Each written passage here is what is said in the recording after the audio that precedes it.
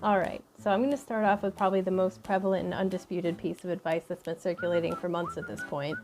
A great way to keep yourself safe from spreading or contracting COVID-19 is to thoroughly wash your hands for 20 seconds and avoid touching your face.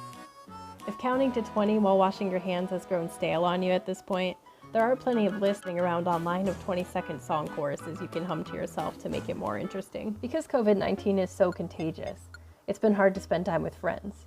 Nobody wants to catch it or to be a carrier that transmits the virus, so we've been social distancing. Staying at least 6 feet apart from others is important because the particles that are propelled through the air when we breathe, speak, sing, or yell can carry the coronavirus and then be inhaled by others. So to mitigate your own transmission, remember to wear masks when you go out, especially if you know that you're going to be around other people.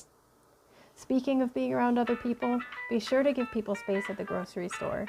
As a place that everyone needs to go periodically, it's really important to be respectful and do what you can to reduce exposure. Again, you don't want to be the reason that someone else becomes infected.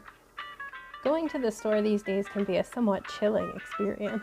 We're used to the things that we need being readily available to us, so going to the store to be met with empty shelves can be disconcerting, especially when the out-of-stock items are things that we rely on daily, such as toilet paper.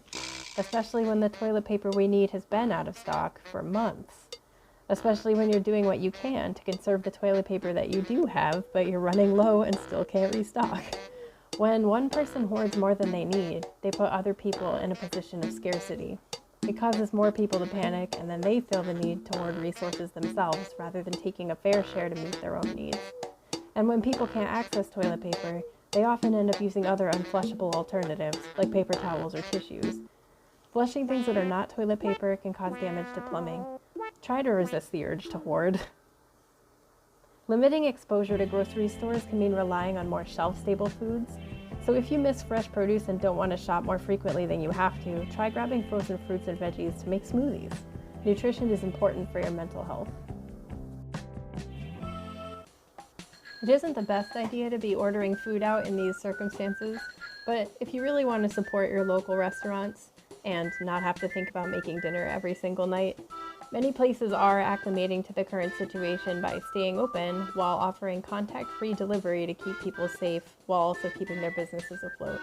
Please don't forget the tip if you order food right now. Staying at home as much as possible can be boring, but it's also a good time to try to pick up some new hobbies, maybe learning how to play all the instruments that all normal people totally have lying around the normal house. If you have someone to play them with, trying some new board games could also be fun. You could get into do-it-yourself projects or crafting. Or if you like cooking, you can try to master a new recipe. And if at first you don't succeed at that, you could maybe try baking. A lot of people have been baking while in quarantine because it's a rewarding creative exercise that can be really comforting. In times of stress, our bodies actually crave foods with a lot of carbs as a survival instinct, so be wary of boredom and stress leading to a lack of impulse control, as too much sugar can adversely affect your mood as well as lowering your immunity. A way that I've been staying connected with my friends and family from home is just streaming movies or shows at the same time as them. There's been plenty of talk about that lately. It can be really calming to share an experience even from a distance. Another important thing to do for your mental health is to get outside once in a while. Spending time in nature can be really healing, and it's healthy to remember that life is bigger than just humankind and the systems that we've designed for ourselves.